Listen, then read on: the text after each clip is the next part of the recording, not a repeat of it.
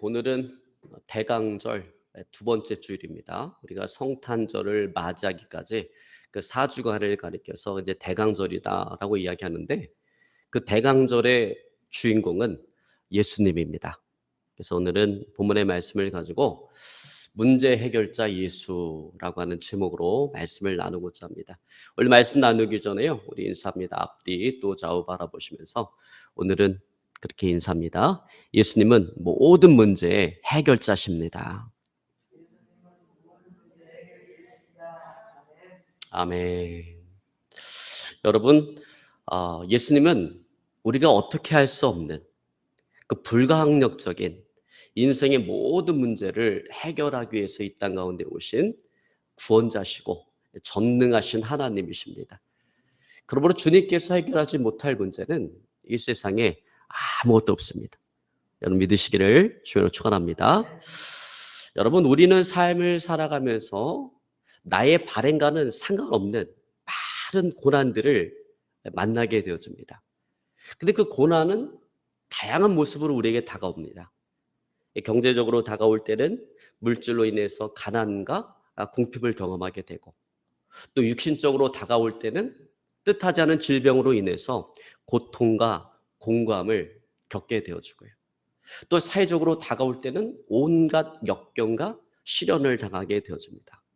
또 영적으로 다가올 때는 악한 영의 공격을 받아서 그 악한 영에게 포로가 되어지는, 말로 어떻게 표현할 수 없는 그런 영적인 고통을 당하게 되어집니다.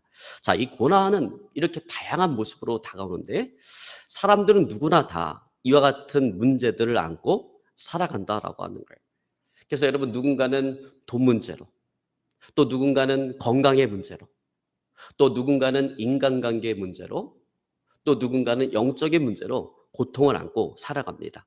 자, 그리고 이와 같은 문제가 발생하면 나름대로 해결책을 찾고서 애를 쓰고 노력을 합니다. 근데 참 안타까운 것은 뭐냐면 그런 거예요. 다가온 문제를 해결하고 나면 그로 인해서 또 다른 문제가 발생하게 되어진다라는 거예요. 또 다른 문제가 찾아오게 된다라는 것입니다.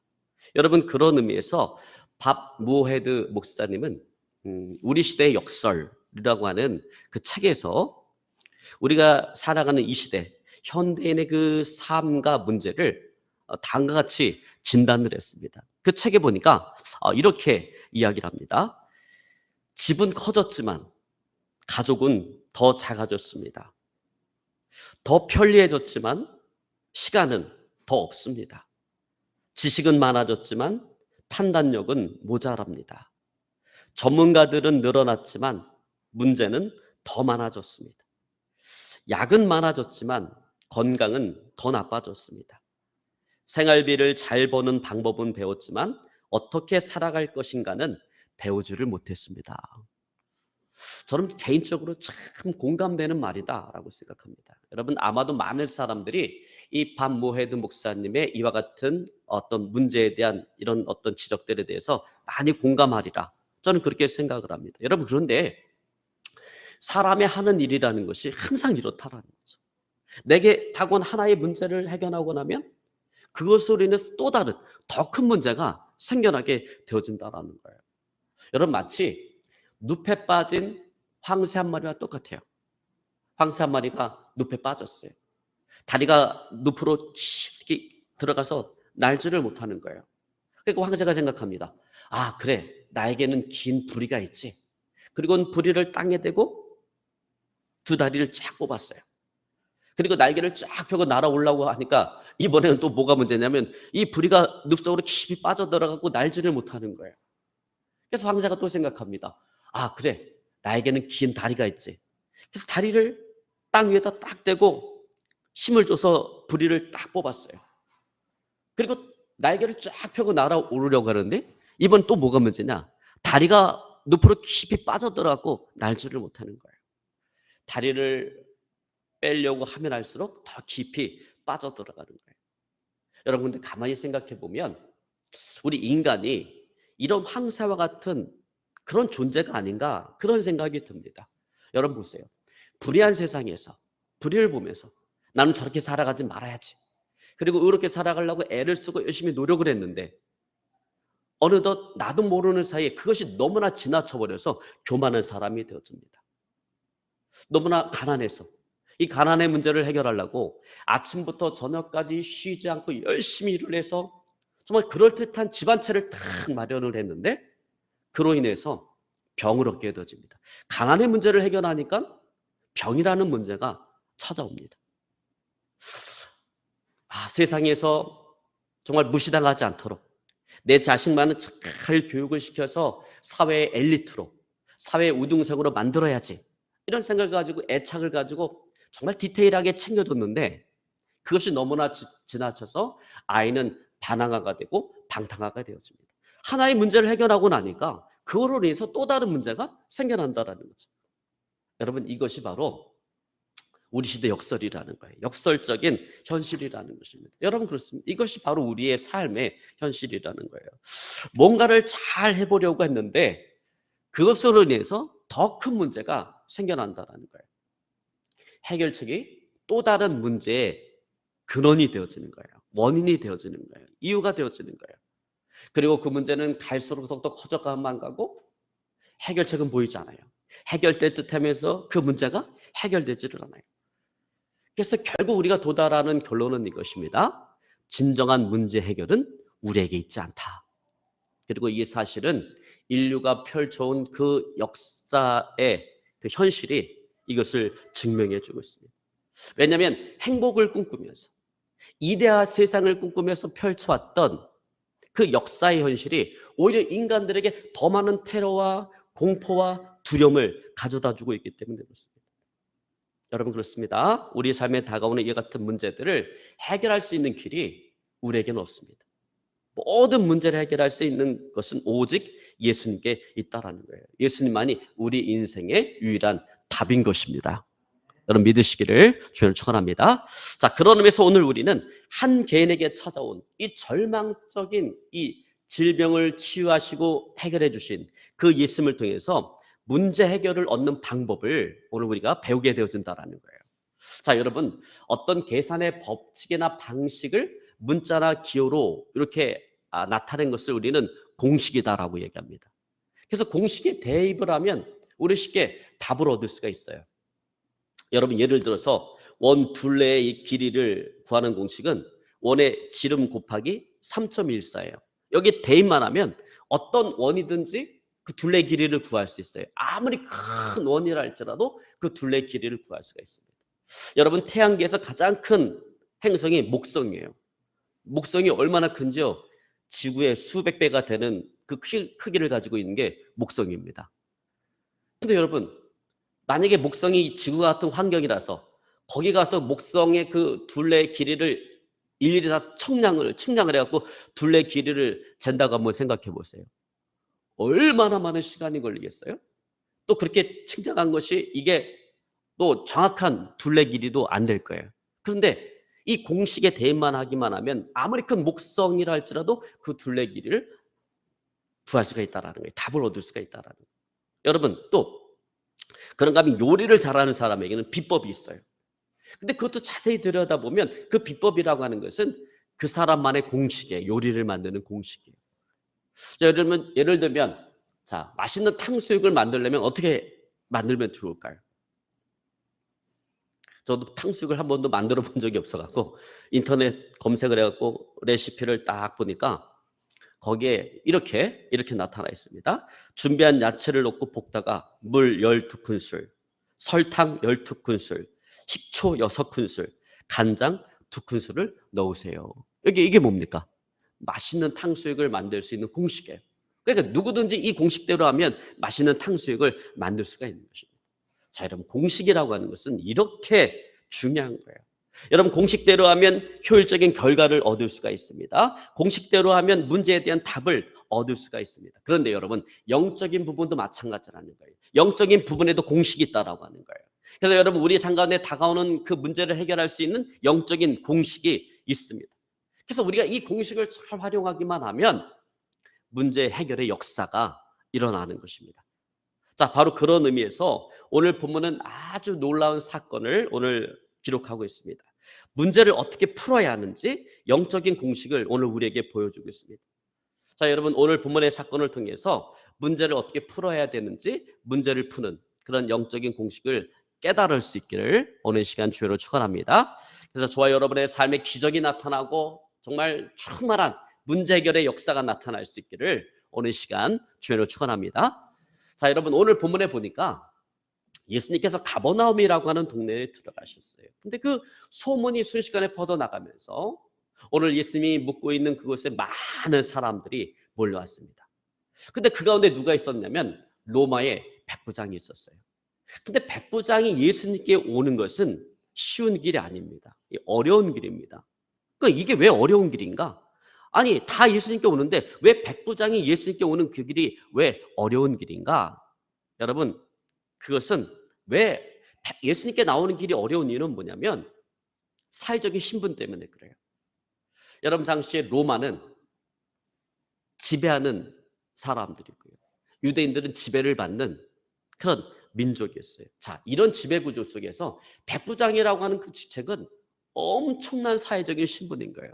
그런데 그런 위치, 그런 신분에 있는 사람이 지배를 받고 있는 유대인에게 찾아와서 자신을 낮추고 간청을 한다라고 하는 것은 이것은 결코 쉬운 일이 아니다라고 것입니다. 여러분, 더군다나 당시에 예수님은 인간적인 눈으로 보면요, 목수라고 하는 그 직업을 가지고 있는 사람이에요. 유대인 목수 요셉의 아들일 뿐인 것입니다. 그러니까 한마디로 말해서 낮고 천한 그런 신분의 사람이었던 거예요. 여러분, 오늘날은 목수가 괜찮은 직업이죠. 여러분, 목수 갖고 얼마나 돈을 많이 벌어요. 그 기술을 가지고. 근데 그 당시에는 이 목수라는 직업은요, 낮고 천한 그런 직업이었습니다. 자, 그래서 같은 유대인이었던 그 바리새인 니고데모도 진리를 묻기 위해서 예수님을 찾아갈 때 대낮에 찾아가지 않고 밤에 찾아간 거예요. 왜냐하면 대낮에는 사람들의 이목이 집중되어 있기 때문에 그래요. 그런데 그런 대낮에 유대인의 관원이요, 또 유대인들에게 율법을 가르치는 선생된 자기가 목수의 아들인 예수께 새파란 청년이잖아요. 청년의 나이고 니고데모는 나이가 지긋한 사람 아니에요. 근데 그 청년한테 진리에 대해서 묻는다라고 하는 게 이게 한마디로 얘기해서 자세가 나오는 거예요. 체면이 서지 않는 거예요. 자, 그런데 하물며 백부장의 신분을 가지고 있는 로마 사람은 어떠하겠습니까? 여러분, 그러니 로마 사람으로서 백부장의 직책을 가지고 있는 사람으로서 예수님을 찾아가서 간청한다라고 하는 것이 이게 쉬운 일이 아니었다라고 하는 거예요. 어려운 일이었다라는 거예요. 근데 오늘 이 백부장은 지금 그 어려운 일을 하고 있다라는 것입니다. 그는 중풍병으로 고생하고 있는 자기 하인의 그 병을 고치기 위해서 수백 리 길을 마다하지 않냐고 오늘 예수님을 찾아갔습니다. 자, 여러분, 여기서 우리는 이 백부장이 예수님을 어떻게 생각하고 있었는지를 오늘 우리가 엿보게 되어지는 거예요. 자, 만약에 이 백부장이 예수님을 그저 그냥 유대인들 가운데 한 사람으로 생각했다면, 그냥 목수라는 직업을 가지고 있는 그런 그냥 유대인일 뿐이다라고 생각을 했다라고 한다면, 이렇게 사람들의 이목이 집중되어지는 이 대낮에 자기 자신을 낮추며 찾아오지 않았을 거예요. 오히려 백부장이라고 하는 그 신분, 그 직책을 이용해서 사람을 보내서 예수님을 데려오게 만들었을 것입니다. 자, 그러나 그는 그렇게 하지 않냐고 몸소 예수님을 찾아가서 자기 자신을 낮추고 중풍병으로 고생하고 있는 자기 아이의 병을 고쳐달라고 간청하고 있다라고 하는 것은 오늘 이 백부장이 예수님을 어떻게 생각하고 있었는가라고 하는 것을 오늘 보여주고 있는 것입니다. 자, 특별히 오늘 예수님께서는 그의 간청을 듣고 내가 가서 고쳐주리라 라고 이렇게 했을 때 오늘 예수님을 향한 이 백부장의 고백, 그것은 정말 이 백부장이 예수님을 어떻게 생각하고 있었는가라고 하는 것을 분명하게 오늘 우리에게 보여준다라고 하는 것입니다. 자, 여러분, 예수님께서 내가 가서 고쳐주리라 라고 말을 할 때, 자, 이 백부장이 그 예수님의 말을 어떻게 받고 있습니까? 내가 가서 고쳐주리라라고 했을 때 그 말을 오늘 이 백부장이 어떻게 그것을 받아들이고 있습니까? 자, 여러분, 오늘 우리 본문의 말씀 8절로 9절에 보니까 백부장이 이렇게 고백을 합니다. 백부장이 대답하여 이르되 주여 내 집에 들어오심을 나는 감당하지 못하겠사오니 다만 말씀으로만 하옵소서. 그러면 내 하인이 낫겠나이다. 나도 남의 수에 있는 사람이여 내 아래에도 군사가 있으니 이더러 가라 하면 가고 저더러 오라 하면 오고 내 종도로 이것을 하라 하면 하나이다. 자, 여러분, 여기에 보면 백부장이 주여 내 집에 들어오는 것을 나는 감당할 수가 없습니다라고 이야기합니다. 여러분, 만약에 로마 황제가 이 백부장의 집을 방문한다라고 했다면 오늘 이 백부장은 어떻게 했을까요? 어떻게 반응했을까요? 아마 이 로마 황제의 방문을 자기 인생에 자기 가문의 최고의 영광으로 알고 정말 분주하게 움직이면서 황제를 맞이할 준비를 했을 거예요. 그가 그렇게 할 수 있는 이유는 왜 그렇습니까? 비록 그가 로마 황제지만 그래도 그는 감당할 만한 사람이었기 때문에 그래요. 근데 오늘 지금 백부장 앞에 서 있는 그 예수님은 백부장이 바라볼 때 사람이 아니라는 거예요. 하나님이라는 거예요. 인간의 몸을 입고 이 땅 가운데 오신 하나님이라는 거예요. 만왕의 왕으로 오신 하나님이라는 거예요. 그렇기 때문에 자기 집에 들어오는 것을 감당할 수가 없는 것입니다. 그래서 오늘 이 백부장은요, 예수님의 권세를 알고 있었어요. 예수님의 그 권세가 어떤 권세인지를 알고 있었어요. 말씀으로 온 천하 만물을 창조하신 하나님께서는, 그 주님께서는 말씀으로 내 하인의 병을 고칠 수 있는 권세를 가지고 있는 그 계신 분이다라고 하는 것을 알고 있었던 것입니다. 여러분, 그러하게 오늘 백부장은 고백합니다. 다만 말씀으로만 하옵소서.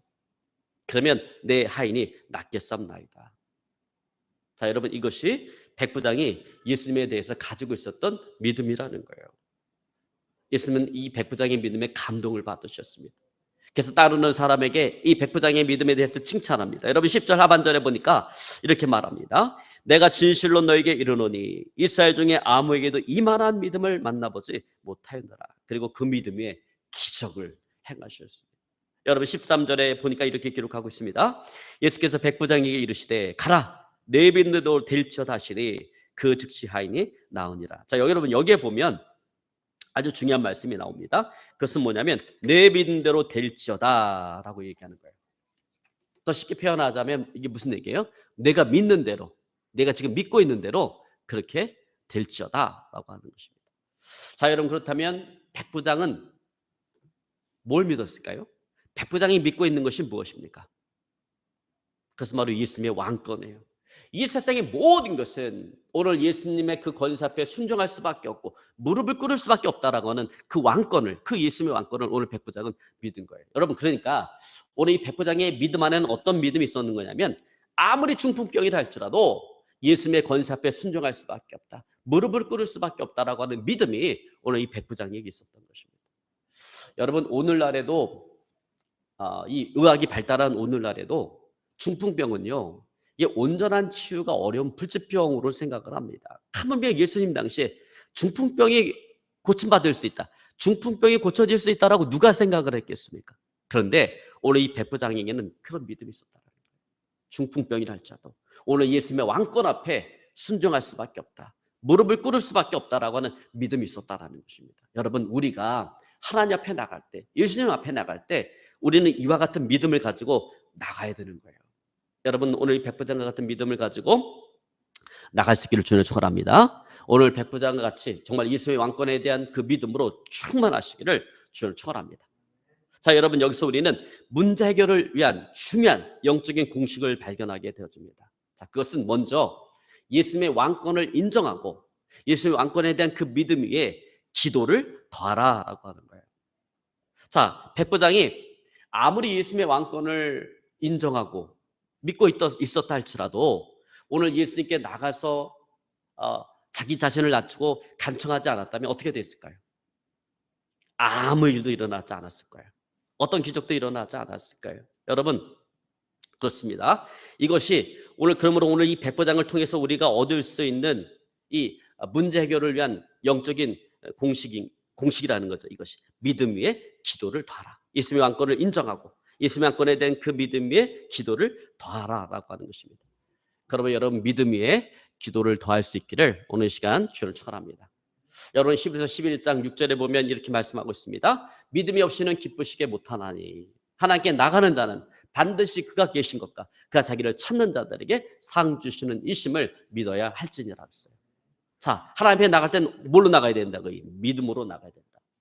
하나님은 자기를 찾는 자에게, 여러분 찾는다라는 게 무슨 얘기예요? 기도한다라는 얘기예요. 기도하는 자에게 상을 주신다. 상을 주신다라는 건 뭐예요? 응답하신다라는 거예요. 그러니까 믿음을 가지고 내가 기도할 때 하나님 응답하신다, 이런 믿음을 가지고 나가야 된다라고 하는 것입니다. 여러분 그러므로 문제 해결을 원한다면 여러분 믿음 위에 기도를 더할 수 있기를 주를 축원합니다. 간혹가다 성도님들 가운데 그런 분들이 있어요. 아이, 우리의 생각도 알고 우리의 마음도 다 아시는 하나님, 내 삶의 형편과 처지를 다 아시는 하나님, 내가 하나님의 자녀인데 나를 그냥 이렇게 두겠어? 하나님께서 좋게 하실 거야. 하나님께 반드시 잘 되게 하실 거야. 이번이 틀린 말은 아닌데 이렇게 얘기하면서 뭘 하지 않아요? 기도를 하지 않아요. 기도도 하지 않으면서 그냥 다 아시는 하나님께서 잘 되게 하실 거야. 여러분, 이거 어떻게 될까 이러면? 아무 일도 일어나지 않습니다. 하나님은 우리에게 기도를 무기로 주신 거예요. 너의 어려운 형편 처지 다 알고 있어. 그러니까 기도해. 기도하면 응답하시겠다라는 것입니다. 그러면 여러분, 믿음 위에 기도를 더할 수 있기를 다시 한번 주님을 축원합니다. 자, 그리고 문제 해결을 위해서 두 가지 더 추가할 것이 있는데 그것은 뭐냐면 순종과 인내다라고 하는 거예요. 여러분, 그래요? 문제 해결을 위해서 때때로 순종이 있어야 됩니다. 순종이 필요합니다. 문제 해결을 위한 순종을 가장 잘 보여주는 것이 저는 갈릴리 가나의 혼인잔치다라고 생각합니다. 갈릴리 가나의 혼인잔치가 벌어졌어요. 그곳에 예수님의 어머니 마리아도 제자들도 초청을 받았어요. 한참 결혼 잔치가 진행되고 있는데 포도주가 떨어졌습니다. 여러분, 포도주가 떨어졌다라고 하는 것은 이 잔치를 배설한 그 집에 있어서 커다란 위기예요. 여러분 보세요. 결혼 잔치는 기쁨으로 충만해야 되는데 그 기쁨을 가져다 주는 게 뭡니까? 포도주잖아요, 포도주. 근데 포도주가 떨어졌다라고 하는 것은 기쁨으로 가득해야 될 그 결혼 잔치에 기쁨이 사라질 수밖에 없고 결국 그 잔치를 망칠 수밖에 없다라고 하는 거예요. 자, 여러분, 이런 큰 위기 가운데 예수님의 어머니 마리아가 그 집 하인에게 이야기합니다. 주님께서 무슨 말씀을 하시든 예수님께서 뭐라고 말씀하시든 그대로 순종해라. 근데 그 집 마당에 보니까 결례에 쓸 물을 담아둘 돌 항아리가 6개가 놓여져 있습니다. 여러분, 결례라고 하는 것은 손발을 닦는 손발을 닦는 걸 얘기하는 거예요. 결례라고 하는 것은. 여러분, 이스라엘은 건조한 지역이고 이 먼지가 많고 그리고 날 뜨겁기 때문에 샌들을 신고 다닙니다. 그래서 조금만 신고 다녀도 발에서 땀 나고 먼지가 붙어서 더럽고 냄새가 나요. 그래서 집안에 들어갈 때 항상 결례를 행해요. 그 손발을 씻고 들어갑니다. 그래서 그런 목적으로 그 마당에 돌 항아리 6개가 있었는데 예수님께서 그 항아리에다가 물을 아구까지 채워 놓으라라고 얘기합니다. 어려운 거 아니죠. 사인들이 그 돌 항아리에 물을 아구까지 탁 채워 뒀어요. 여기까지는 괜찮은데 그 다음이 순종하기가 어려워요. 주님께서 뭐라고 말씀하시냐면 그러면 이 돌 항아리에 있는 물을 떠서 연회장에게 갖다 줘라 얘기합니다. 여러분, 연회장이라고 하는 것은 그 연회 잔치를 주관하는 사람을 얘기하는 거예요. 근데 연회장이 원하는 것은 포도주예요. 근데 여러분, 그 돌 항아리에 뭐가 담겨져 있다라는 건 누가 제일 잘 알아요? 하인이. 자기들이 갖다 물을 채웠기 때문에 자기들이 잘 알죠. 그러니 이 물을 떠서 갖다 주라는 게 이게 순종하기 어렵다라는 거예요. 그리고 돌 항아리에 물을 채웠을 때 다시 그 동아리 뚜껑을 열었을 때 그것이 포도주로 바뀌어 있으면 얼마나 순종하기 좋을까요? 그런데 뚜껑을 열어봤자 그냥 물이에요. 물은 물이에요. 그러니까 순종하기 어려운 거죠. 근데 그럼에도 불구하고 그 돌 항아리에 있는 물을 포도주 가죽 부대에다가 넣어서 그걸 가지고 갑니다. 넣어서 가지고 갈 때 그 물이 포도주가 되는 기적이 일어났습니다. 포도주 문제가 해결이 되어진 것입니다. 여러분, 그래요. 순종이 문제 해결을 가져온 것입니다. 자, 물론 오늘 본문에 보면 예수님께서 백부장에게 어떤 순종을 요구한 것은 아무것도 없어요. 자, 여러분, 하지만 백부장은 어떤 사람입니까? 예수님께서 어떤 말씀을 하시든지 언제든지 순종할 준비가 되어져 있는 사람인 것입니다. 왜냐하면 이 백부장은 순종이 무엇인지를 알고 있고 또 지금도 그와 같은 삶을 살아가고 있는 사람이기 때문에 그래요. 자, 여러분, 그래서 오늘 본문의 말씀 9절에 보니까 백부장이 이렇게 고백을 합니다. 나도 남의 수에 있는 사람이요 내 아래에도 군사가 있으니 이더러 가라면 가고 저더러 오라면 오고 내 종도로 이것을 하라면 하나이다. 여러분, 그렇습니다. 순종의 삶, 그것은 바로 백부장의 삶이었던 것입니다. 여러분, 그러므로 우리가 예수님에 대한 그 믿음 위에 기도를 더하고 여러분 그 위에 또 순종을 더할 수 있기를 어느 시간 주를 축원합니다. 자, 마지막으로 문제 해결을 위해서 우리에게 필요한 것이 있는데 그것은 인내다라고 하는 겁니다. 마지막으로 필요한 것은 인내다라고 하는 거예요. 인내가 뭡니까? 참고 기다리는 거예요. 자, 예수님에 대한 믿음 위에 기도를 더하고 순종을 더했다면 이제 하나님의 응답이 올 때까지 기다리는 거예요. 참고 기다리는 것입니다. 여러분, 아브라함은 믿음으로 기다려서 100세에 약속의 자녀인 이삭을 얻을 수가 있었습니다. 자, 여러분, 요셉은 애굽의 노예로 팔려갔는데 애굽의 국무총리가 되기까지 13년을 기다려야 됐습니다. 여러분, 다윗은요 사무엘로부터 기름 부음을 받았는데 곧바로 왕이 된 것이 아니라 오히려 사울 왕에게 13년 동안 쫓겨다니는 삶을 살아왔어요. 쫓기는 그 13년의 세월을 참고 인내해서 이스라엘의 왕이 되어졌습니다. 여러분, 예루살렘에 시므온이라는 사람이 있는데 이 사람은 메시아를 보기 위해서, 메시아 대신 그 예수님을 보기 위해서 일평생을 기다려서 예수님을 만나게 되었습니다. 여러분, 예수님의 제자들은 예수님 말씀대로 예루살렘을 떠나지 말고 아버지께서 약속하신 성령을 기다리라 라고 얘기했을 때 그 말씀에 순종해서 두려움을 참고 기도하면서 인내함으로 말미암아 오순절날이 임했을 때 그들은 성령의 세례를 받게 돼서 성령으로 충만함을 입게 되었습니다. 여러분, 그렇습니다. 문제 해결에는 반드시 기다림이 필요하다라는 거예요. 인내가 필요하다라는 것입니다. 왜냐하면 모든 문제 해결의 그 시점을 결정하시는 분은 하나님이시기 때문에 그래요. 여러분, 그래서 우리가 사람으로서 내가 믿고 기도하고 순종하는 것은 내 몫이죠. 그러니까 사람으로 살 도리를 다 한 거예요. 그러나 마지막 그 기다리는 거, 이거는 왜 기다려야 되는가? 마지막 그 문제 해결의 시점을 결정하시는 분은 하나님이시기 때문에 그렇습니다. 여러분, 그러므로 예수님에 대한 믿음의 기도를 더하고 순종을 더한 후에 곧바로 그 문제가 해결되지 않았다고 해서 좌절하고 낙심하고 절망하지 마시기를 바랍니다. 자, 그러면 거기까지 했으면 그 다음부터 뭘 해야 돼요? 하나님의 그 성실하심을 바라보면서 인내하는 것이 필요하다라는 거예요. 기다리는 것이 필요하다라는 것입니다. 그럼 여러분, 우리 신앙생활에 믿음의 인내를 더할 수 있기를 오늘 시간 주님을 축원합니다. 이제 국립부 미션란에 소개된 이인순 집사님의 간증으로 오늘 말씀을 제가 마무리하고자 합니다. 이인순 집사님은요, 어느 날 소변을 보는데 소변에 피가 섞여 나오고 몸이 너무나도 피곤하고 늘 피곤하고 그리고 눈이 침침하고 또 자꾸 목소리가 여잔데 목소리가 자꾸 남자의 목소리로 변해가는 그런 증상이 나타나기 시작했습니다. 서울대병원에 입원을 해서 진찰을 받아보니까 진찰 결과 눈 뒤로 2cm 암이 자라고 있는 뇌하수 종양으로 판명이 되었습니다. 그래서 의사들은 사형 선고를 했어요. 이건 수술할 수도 없고 어떻게 손 쓸 수 없다. 당신은 죽을 수밖에 없다. 100% 죽을 수밖에 없다. 사형 선고를 내렸습니다. 그런데 막상 자신이 죽는다라고 생각을 하니까 죽기 전에 하나님 앞에 뭔가를 좀 해보고 싶었습니다. 그래서 하나님 앞에 살려달라고 간절히 한번 매달려 보기로 마음에 결심을 했습니다. 그리고 막 기도를 하려고 하는데 기도가 안 되는 거예요. 여러분, 기도도요, 늘 기도하던 사람이 인생의 어려움을 만나면 기도할 수가 있어요. 근데 기도 안 하던 사람이 인생의 어려움을 만나면요, 기도를 할 수가 없어요. 어디서부터 어떻게 기도해야 될지 감이 잡히지 않고 기도가 나오질 않아요. 이 집사님도 마찬가지입니다.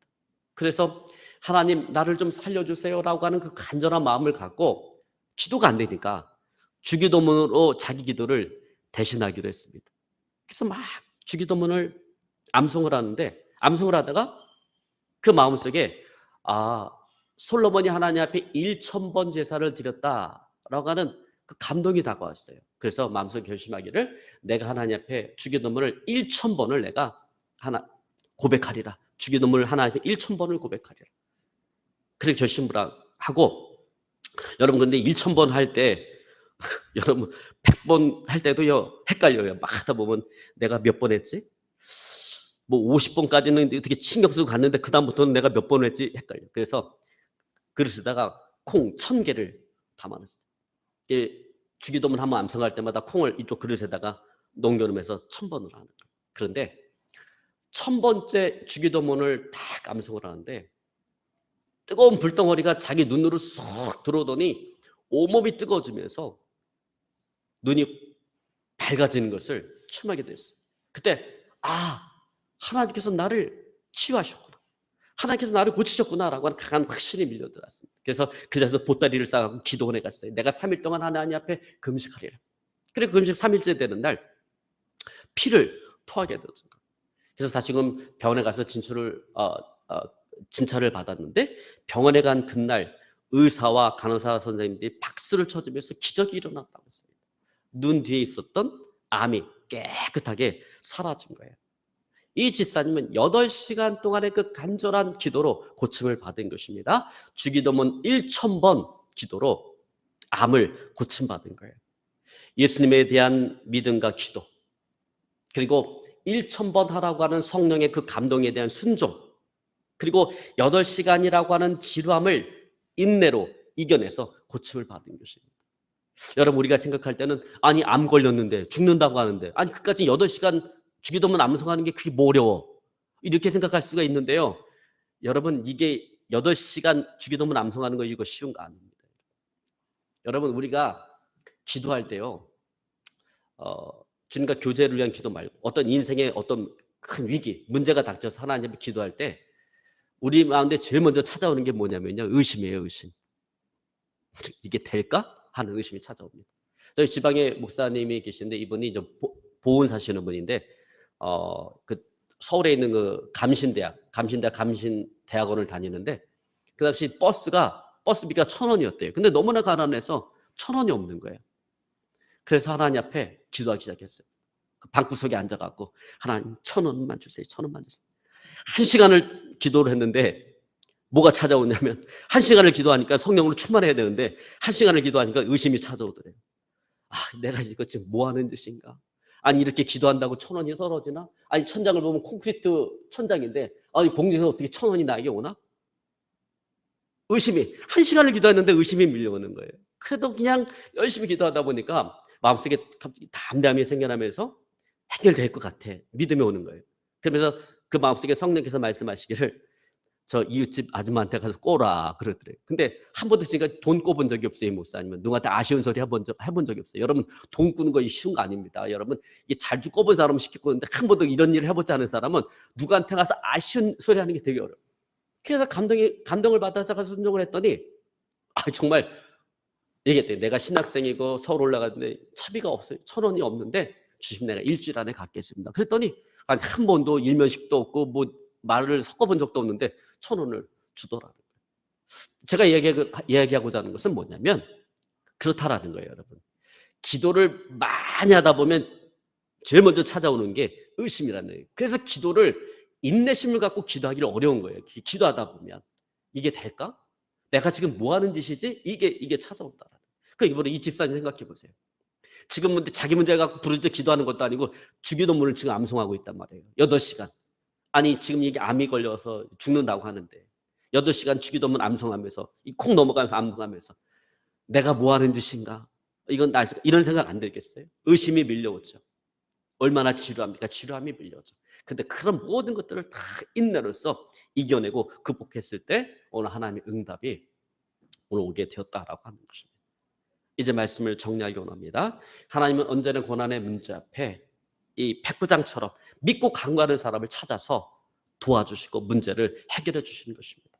저 여러분, 우리도 인생을 살아가면서 내가 감당할 수 없는 인생의 문제를 만날 때 오늘 이 백부장처럼 정말 예수님은 모든 문제 해결자다 라고 하는 그 강한 믿음 위에 여러분 기도를 더하시고 순종을 더하시고 인내함으로 말미암아 문제를 해결받는 저 여러분의 삶이 되어줄 수 있기를 오늘 시간 주여를 축원합니다. 오늘 말씀 붙잡고 간절히 기도하기 원합니다. 하나님,